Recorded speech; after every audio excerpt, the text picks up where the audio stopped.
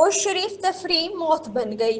उस शरीफ से कारी समीउल्लाह फारूकी की रिपोर्ट के मुताबिक उस शरीफ के नवाही गांव चक मानक से ताल्लुक रखने वाला नौजवान मोहम्मद अली अकबर मानक तरबीला डैम में नहाते हुए डूब गया।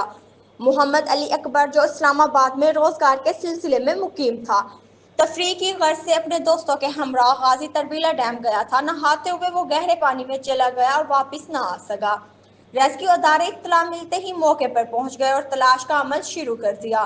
ताहम 48 घंटे गुजरने के बावजूद लाश ताहाल बरामद नहीं हो सकी।